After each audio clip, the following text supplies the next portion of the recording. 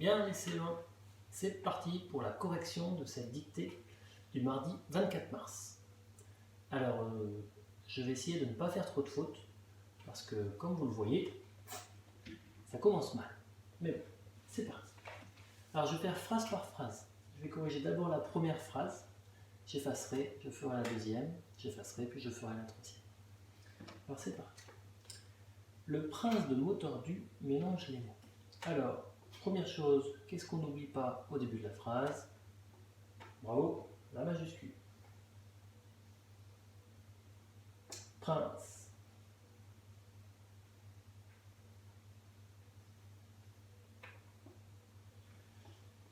Alors, mot tordu, il faut y penser.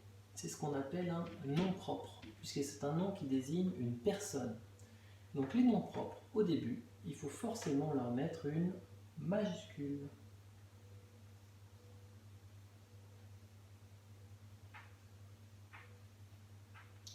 Et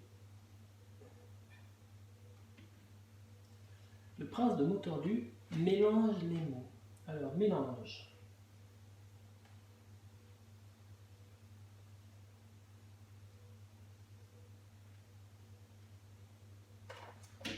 À la fin de mélange, on peut se poser la question, est-ce que c'est simplement E ou est-ce que c'est ENT? Rappelons que mélange, c'est un verbe qui est conjugué. Et nous, on a besoin de savoir quel est son sujet pour savoir la terminaison qu'on met à la fin. Donc la question qu'on se pose, c'est qui est-ce qui mélange? La réponse, c'est le prince de mots tordus. Ça signifie qu'il n'y a qu'une seule personne qui fait l'action. Donc s'il n'y a qu'une seule personne, il n'y a pas besoin de mettre de T, de ENT, je peux laisser comme ça. Il mélange les mots.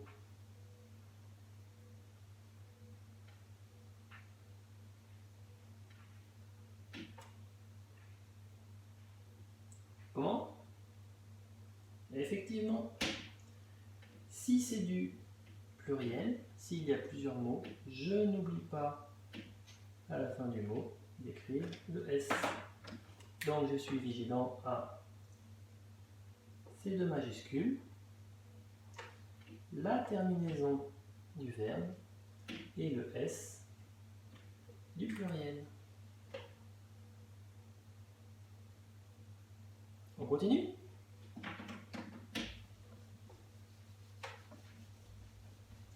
Deuxième phrase qui était quand même assez difficile. Ses parents.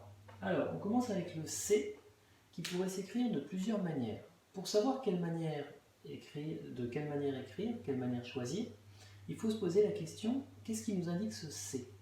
Et là, dans ce cas-là, ce C-là, il désigne en fait le fait que ce sont ses parents à lui, ce sont les siens. Et donc, quand c'est les siens, on écrit C avec un S. C. Parents.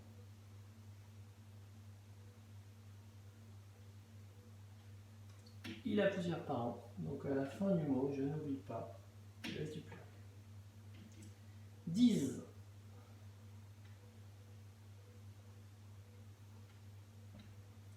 Alors disent, c'est le verbe dire qui est conjugué. Donc comme tout à l'heure pour mélange, il faut se poser la question de savoir quel est son sujet, pour savoir si on doit rajouter ENT ou pas. Qui est-ce qui disent? C'est ses parents. Ils sont plusieurs, donc c'est du pluriel. Donc à la fin du verbe, je dois rajouter ENT. Alors ses parents disent qu'il est temps pour lui de se marier. Alors en fait, là, il y a une petite expression française. Cette expression, c'est « il est temps ». Il est temps d'aller faire les courses. Il est temps de faire tes devoirs. Et en fait, cette expression, elle va venir se mettre juste après le « que ».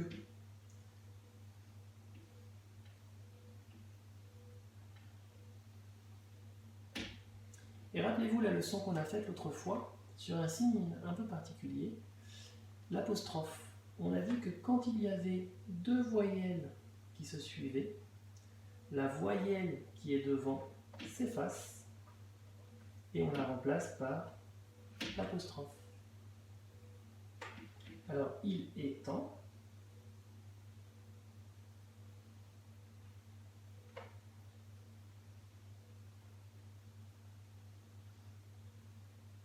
s'écrit comme ça. Le temps écrit comme ça, ça veut dire c'est le moment. Ça, c'est le temps qui passe. C'est le moment pour lui de se marier. Il est temps pour lui de... Alors on peut essayer de le remplacer par me. Si je peux dire il est temps pour moi de me marier, ça veut dire que le se il s'écrit comme ça. Et ensuite j'ai marié.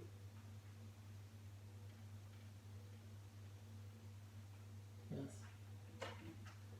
Donc, lorsque vous allez corriger votre dictée, regardez bien déjà si vous avez mis le S du pluriel, le ENT à la fin du verbe. Ici, comment est-ce que vous avez écrit le qu'il, le et, le temps, c'est un mot difficile, puis après on a le se et marié. Ça fait beaucoup de choses.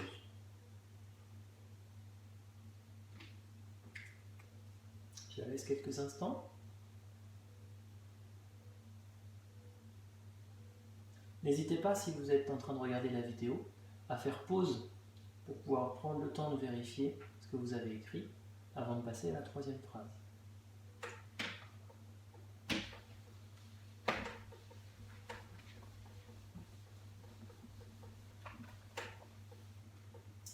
Troisième phrase.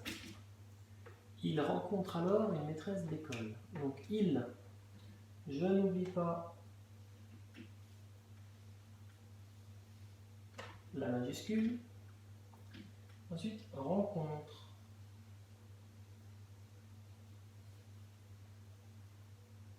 Est-ce qu'il faut ENT ou pas? Je me pose la question. Quel est son sujet? Qui est-ce qui rencontre? C'est il. Il est tout seul, c'est du singulier, donc je n'ai pas besoin de rajouter ENT à la fin. Alors c'est un petit mot qui s'écrit toujours de la même manière. Ça s'écrit toujours comme ça. Une maîtresse.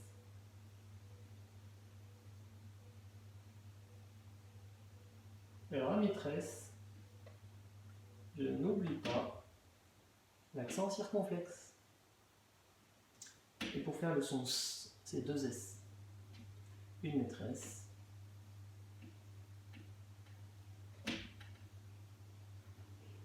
D'école. Donc on est vigilant à la majuscule, la terminaison du verbe, le S de alors, l'accent circonflexe, et on n'oublie pas le point à la fin de la phrase.